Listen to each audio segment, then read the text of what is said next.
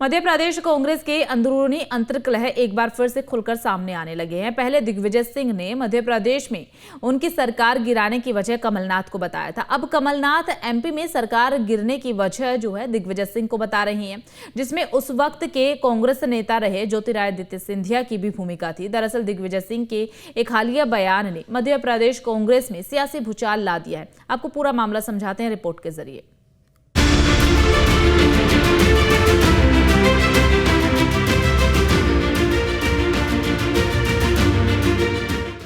20 मार्च 2020 मध्य प्रदेश की सियासत का वो दिन जब 15 साल बाद सत्ता पर काबिज हुई कांग्रेस सरकार 15 महीने बाद ही गिर गई।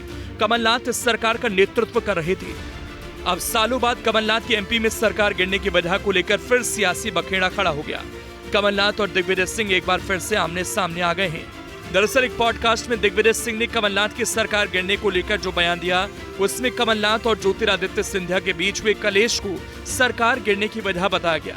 पॉडकास्ट में दिग्विजय सिंह ने कहा, कमलनाथ और सिंधिया के बीच काम करने के तरीके को लेकर जो तय हुआ था उसका पालन नहीं हुआ, इसके चलते ही सरकार गिरी। मैंने बहुत कोशिश की कि मामला निपट जाए, लेकिन जो वहां काम करने के लिए इश्यूज थे, जो तय हुआ था उसका पालन नहीं हुआ। ये बात सही है और मेरे सतत प्रयासों के बाद भी नहीं हो पाया। दिग्विजय सिंह के इस बयान के बाद कमलनाथ ने सोशल मीडिया प्लेटफॉर्म एक्स पर लिखा, मध्य प्रदेश में 2020 में मेरे नेतृत्व वाली कांग्रेस सरकार गिरने को लेकर हाल में कुछ बयानबाजी की गई है। मैं सिर्फ इतना कहना चाहता हूं कि पुरानी बातें उखाड़ने से कोई फायदा नहीं, लेकिन ये सच है कि व्यक्तिगत महत्वाकांक्षा के अलावा ज्योतिरादित्य सिंधिया को ये लगता था कि सरकार दिग्विजय सिंह चला रहे हैं।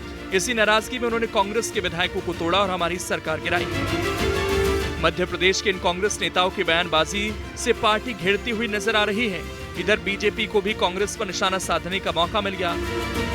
दोनों पूर्व मुख्यमंत्री की खींचतान का कोई औचित्य बसता नहीं है, पर ये खुद मान रहे हैं कहीं ना कहीं इनसे चूक हुई कि देश के केंद्रीय मंत्री ज्योतिरादित्य सिंधिया जी कि उस समय उनका बड़ा योगदान था सरकार बनाने कांग्रेस के, और आज ये दोनों मान रहे हैं, इसके कहने से उसके कहने से, मतलब ये तो सामने आ गया जनता के सामने कि कहीं ना कहीं त्रुटि इनकी थी। सिंधिया जी आज भी सही थे, उस समय भी सही थे। बीजेपी विधायक रामेश्वर शर्मा ने कहा कि कमलनाथ की सरकार के दौरान सिर्फ तमाशा होता था। विकास के मुद्दे पर ही ज्योतिरादित्य सिंधिया और कमलनाथ के बीच बहस हुई थी, जिसके बाद उन्होंने कांग्रेस का हाथ छोड़कर बीजेपी का दामन थाम लिया। यही तो उस सरकार का तमाशा था। जनता यही तो पूछना चाहती थी कि सरकार एक्चुअल मुख्यमंत्री चला रहा है कि पर्दे के पीछे कोई दूसरा मुख्यमंत्री चला रहा है। और आज के जो नेता प्रतिपक्ष है और कल के उस समय के जो मंत्री थे उमंग सिंगार, उन्होंने यही तो कहा था कि पूरी सरकार रिमोट कंट्रोल से चल रही है और सारी सरकार दिग्विजय सिंह चला रहे हैं। रेत माफिया, शराब माफिया, खनन माफिया, और वो हो सकता है उद्योगपति भी उसी में से एक निकल कर आए हो। लेकिन अब पछतात होत क्या है जब चिड़िया चुग गई खेत।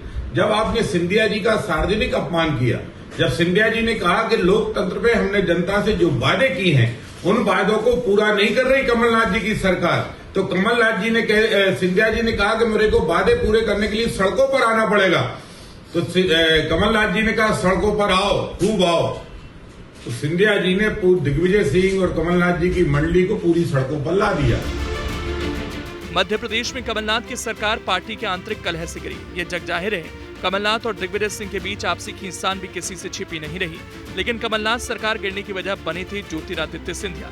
उनका कांग्रेस से इस्तीफा होना और उनके समर्थक विधायकों का उनके साथ जाना, कमलनाथ की सरकार का अल्पमत में आना, ये मध्य प्रदेश की सियासत में बड़ा भूचाल था।